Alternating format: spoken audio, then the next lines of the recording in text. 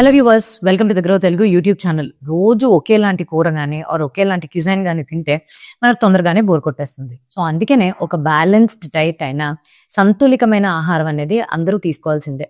So ఈ సంతులితం అంటే ఏంటి? బ్యాలెన్స్డ్ గా ఉండేది. ప్రతి ఒక్కటి కూడా మనకి ప్రోటీన్స్, ఫ్యాట్స్, కార్బోహైడ్రేట్స్ అన్ని కలిపి ఉండేలాగే మనం తీసుకుంటాము. అదేవిధంగా మనము ఇన్వెస్ట్మెంట్స్ చేసేటప్పుడు కూడా ఈక్విటీ మ్యూచువల్ ఫండ్స్లు వేసినప్పుడు మనకు ఉండే మొత్తం అంతా తీసుకెళ్లి అమౌంట్ ని ఈదర్ లార్జ్ క్యాప్ లో మొత్తంగానో లేకపోతే మిడ్ క్యాప్ లో మొత్తంగానో స్మాల్ క్యాప్ లో మొత్తంగానో వేసేస్తే దాని యొక్క లాభాలతో పాటుగానే మన దాని యొక్క డ్రాబ్యాక్స్ కూడా చూడాల్సి ఉంటుంది. సో అందుకనే పోర్ట్ఫోలియో అనేది ఎప్పుడు కూడా డైవర్సిఫైడ్ గా ఉంచుకోవడం చాలా ఉచితమైన విషయం అని మనం చాలా వరకు చూసాము, చదివాము, విన్నాము. సో దీని యొక్క ఆన్సర్ గానే ఈ రోజు మనం చూడబోయే category of equity mutual funds ఏంటంటే ఫ్లెక్సీ క్యాప్ ఫండ్స్. ఈ ఫ్లెక్సీ క్యాప్ ఫండ్స్ అని అంటే ప్రతి ఒక్క ఫండ్స్ లోనే అంటే మార్కెట్ కండిషన్స్ యొక్క ఆధారంగా ఫండ్ మేనేజర్స్ వాళ్ళు వీటి యొక్క అసెట్స్ అండర్ మేనేజ్మెంట్ ని తీసుకెళ్లి అలొకేషన్ లార్జ్ క్యాప్ లో చేయొచ్చు, మిడ్ క్యాప్ లో చేయొచ్చు, స్మాల్ క్యాప్ లో చేయొచ్చు. సో ఆ ఫ్లెక్సిబిలిటీ అనేది ఉంటుందన్నమాట. అయితే వాల్యూ రీసెర్చ్ వాళ్ళు అండ్ మార్నింగ్ స్టార్ వాళ్ళు ఏదైతే 5 స్టార్ రేటింగ్ అనేది ఇచ్చారో అటువంటి 2 టాప్ మ్యూచువల్ ఫండ్స్ ఈ కేటగిరీ ఫ్లెక్సీ క్యాప్ ఫండ్స్ లో తీసుకుని మేము ముందుకు రావడం జరిగింది. సో ఇంకెందుకు ఆలస్యం, వెళ్ళిపోదామా వీడియోలోకి.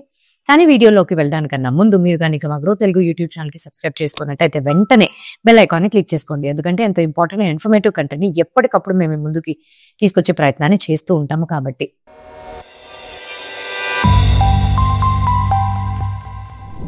అయితే ఫ్లెక్సీ క్యాప్ ఫండ్ అంటే ఏంటో ముందు తెలుసుకుందాం. సెబీ యొక్క రెగ్యులేషన్స్ ఆధారంగా కానీ చూసినట్టయితే ఏదైతే మ్యూచువల్ ఫండ్ దాని యొక్క అసెట్స్ అండర్ మేనేజ్మెంట్ లో కనీసం 65% తీసుకెళ్లి ఈక్విటీలో కానీ ఈక్విటీకి సంబంధించిన ఇన్స్ట్రుమెంట్స్ లో కానీ ఇన్వెస్ట్మెంట్స్ చేస్తుందో ఎటువంటి ఆంక్షలు, ఎటువంటి రెస్ట్రిక్షన్స్ లో ఎటువంటి నిబంధనలు లేకుండా దాన్ని మనము ఫ్లెక్సీ క్యాప్ ఫండ్స్ అని అంటాము. సో నేను ఇందాక చెప్పినట్టుగానే ఫ్లెక్సీ క్యాప్ ఫండ్స్ అంటే పేరులోనే ఫ్లెక్సిబిలిటీ అనేది ఉంది.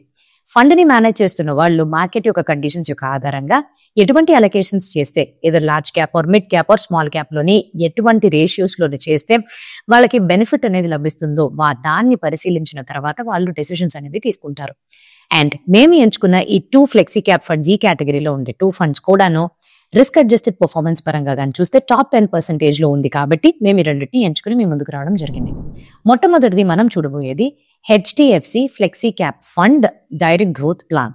అయితే దీన్ని 1 జనవరి 1995 లో ప్రవేశపెట్టారు. కానీ అప్పుడు జస్ట్ రెగ్యులర్ ప్లాన్ తో మాత్రం HDFC flexi cap fund regular plan అనేది ప్రవేశపెట్టారు. అంటే ఫ్లెక్సీ క్యాప్ ఫండ్ లోనే మొట్టమొదటిగా వన్ ఆఫ్ ద అర్లియస్ట్ గా లాంచ్ చేయబడిన ఫండ్ అని చెప్పుకోవచ్చు. అయితే 30th జూన్ 2025 నాటికల్లా అసెట్స్ అండర్ మేనేజ్మెంట్ విషయానికి వస్తే 79,500 crores వరకు ఉన్నాయి. అండ్ వీళ్ళు 2013 లోనే అంటే 2013 జనవరి 1 లోని డైరెక్ట్ గ్రోత్ ప్లాన్ ని కూడా ఇంట్రడ్యూస్ చేశారు. అయితే ఈ ఫండ్ ని మేనేజ్ చేస్తున్న వాళ్ళు Roshi Jain and mister Dhruv. Next కానీ మనం తెలుసుకోవాల్సింది ఏంటి అని అంటే ఈ పర్టికులర్ ఫండ్ యొక్క టాప్ 5 హోల్డింగ్స్ ఏంటి. టాప్ 5 హోల్డింగ్స్ ప్రకారంగా కానీ చూస్తే ఐసిఐసిఐ బ్యాంక్ లో వీళ్ళు 9.27%, HDFC బ్యాంక్ లో 9.05%, యాక్సిస్ బ్యాంక్ లోని 7.84%, SBI లైఫ్ ఇన్సూరెన్స్ కంపెనీలోని 4.62% అండ్ కోటక్ మహేంద్ర బ్యాంక్ లోని 4.49%. అలానే మనము సెక్టార్ పరంగా టాప్ 5 సెక్టార్స్ ఎందులో వీళ్ళు ఇన్వెస్ట్మెంట్స్ చేశారని చూసినట్టయితే మొట్టమొదటిది ఫినాన్షియల్ సర్వీసెస్ అంటే ఇందాక బ్యాంకింగ్ చూసాము కదా. సో అందులో 39.7% వరకు ఇన్వెస్ట్మెంట్స్ చేశారు. ఆటోమొబైల్ అండ్ ఆటో కాంపోనెంట్స్ లోని 13.5%, హెల్త్ కేర్ సేవల్లోని 8.6%, ఇన్ఫర్మేషన్ టెక్నాలజీ రంగంలో 5.3%, మెటల్స్ అండ్ మైనింగ్ లో 3.9%.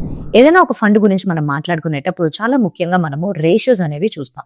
మొట్టమొదటి రేషియో స్టాండర్డ్ డీవియేషన్. అంటే గత ఈ పర్టికులర్ ఫండ్ కి సంబంధించిన బెంచ్ మార్క్ కానీ దాని కేటగిరీ కానీ ఎటువంటి రిటర్న్స్ అనేవి ఇచ్చింది పూర్వం అండ్ దాంతో పోలిస్తే వీళ్ళు ఈ పర్టికులర్ ఫండ్ వాళ్ళు ఇచ్చే రిటర్న్స్ ఎంత వేరీ అవుతుందని, ఎంత ఎక్కువగా వేరీ అయితే అంత ఎక్కువగా వాలటాలిటీకి గురవుతున్నట్టు. ఇదే నేపథ్యంలో స్టాండర్డ్ డీవియేషన్ ఈ పర్టికులర్ ఫండ్ గానీ తీసి చూసినట్టయితే 11.31% ఉంది. కాకపోతే ఈ కేటగిరీ యొక్క స్టాండర్డ్ డీవియేషన్ 13.12%. అంటే కేటగిరీతో పోలిస్తే లెస్ వాలటైల్ గా ఉందని తెలుస్తుంది, అంటే తక్కువ రిస్కీగా ఉందని తెలుస్తుంది. రెండవ ముఖ్యమైన క్రిటికల్ రేషియో ఏంటి అని అంటే బీటా. సో బీటా ఎప్పుడైతే 1 కన్నా తక్కువ ఉంటుందో మార్కెట్ కన్నా తక్కువ రిస్క్ లో నడుస్తుందని చెప్పుకోవచ్చు. అటువంటిది HDFC ఫ్లెక్సీ క్యాప్ ఫండ్ యొక్క బీటా 0.81 ఉంది. మూడవది షార్పే రేషియో. షార్పే రేషియో ఈ పర్టికులర్ ఫండ్ కి 1.43 times ఉంది. షార్పే రేషియో అంటే 1 అడిషనల్ యూనిట్ ఆఫ్ రిస్క్ కానీ మీరు తీసుకుంటున్నట్టయితే 1.43 times రిటర్న్స్ ఈ ఫండ్ మీకు ఇస్తుందని అర్థం. సార్టినో రేషియో. సో సార్టినో రేషియో అనేది 2.51 ఉంది ఈ ఫండ్ కి.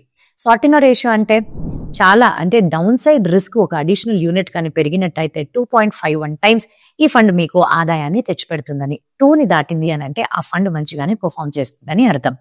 అప్ సైడ్ క్యాప్చర్ రేషియో, ఎప్పుడైతే మార్కెట్ పెరుగుతుందో బెంచ్ మార్క్ ఒక 10% పెరిగితే ఈ పర్టికులర్ ఫండ్ 10.4% పెరుగుతుంది. అంటే అప్ సైడ్ క్యాప్చర్ రేషియో దీనిది 104 ఉంది.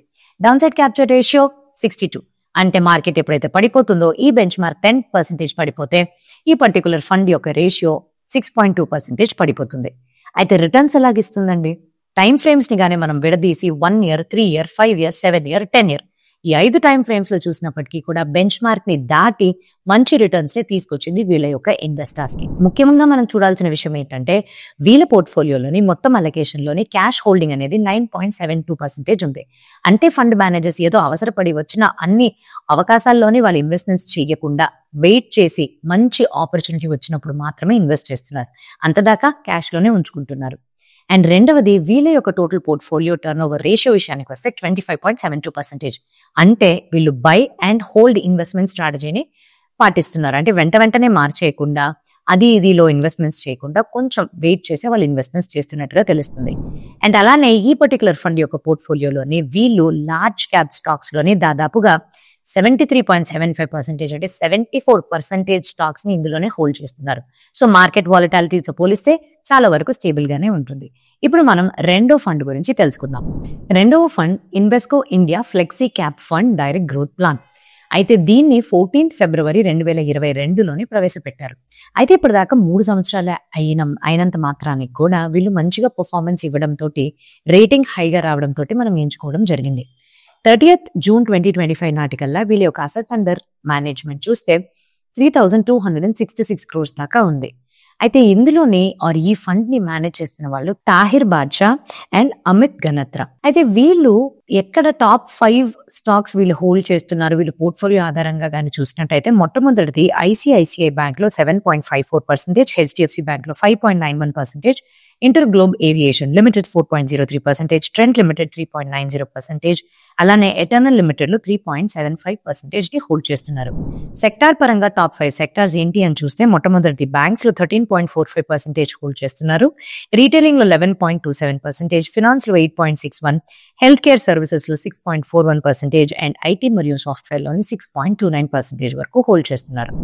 ఈ పర్టికులర్ ఫండ్ కి సంబంధించినంత వరకు ముఖ్యమైన రేషియోస్ పరంగా గానీ మనం చూసినట్టయితే మొట్టమొదటిది స్టాండర్డ్ డీవియేషన్. ఈ ఫండ్ యొక్క స్టాండర్డ్ డీవియేషన్ 13.9%. అంటే కేటగిరీ యొక్క బెంచ్ మార్క్ యొక్క దాంతో స్టాండర్డ్ డీవియేషన్ తో పోలిస్తే 13.12% ఉన్న కేటగిరీకి ఇది కొంచెం ఎక్కువ వాలటైల్ అండ్ రిస్కీగా ఉందనే చెప్పుకోవచ్చు.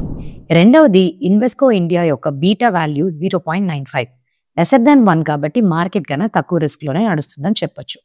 అండ్ మూడవది వీళ్ళ యొక్క Sharpe ratio 1.26 times. 1 unit additional risk తీసుకుంటే ఈ ఫండ్ 1.26 times అడిషనల్ ఆదాయాన్ని తెచ్చిపెడుతుంది. సార్టినో రేషియో విషయానికి కానీ వస్తే 1.44 times ఉంది. డౌన్ సైడ్ రిస్క్ అడిషనల్ గా పెరిగితే మనకి 1.44 times అడిషనల్ ఆదాయం అనేది కూడా వస్తుంది ఇక్కడ. అలానే మనం నెక్స్ట్ అప్ సైడ్ రేషియో గానే చూసినట్టయితే 115.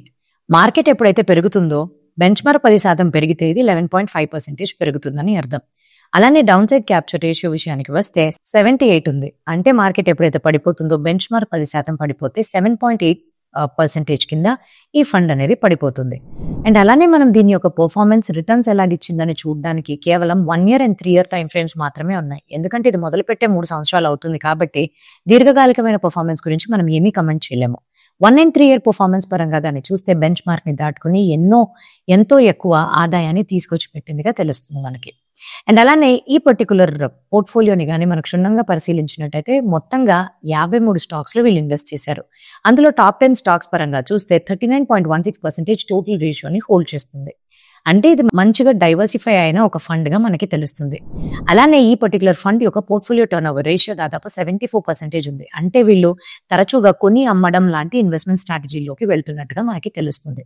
సో ఇవండి ఏవైతే ఈ టాప్ 2 ఫ్లెక్సీ క్యాప్ ఫండ్ కేటగిరీలో ఉన్న flexi cap funds.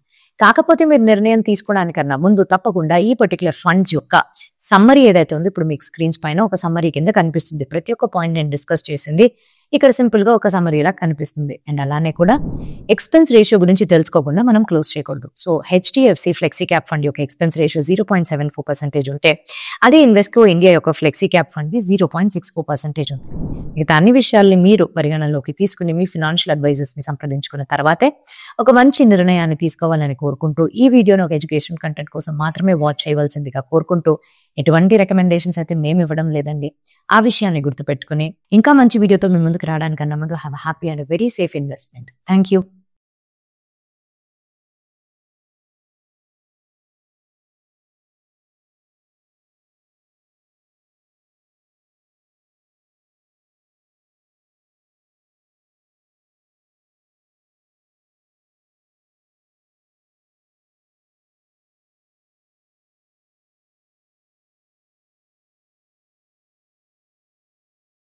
Investment in securities market are subject to market risks. Read all the related documents carefully before investing. Please read the risk disclosure documents carefully before investing in equity shares, derivatives, mutual fund, and or other instruments traded on the stock exchanges.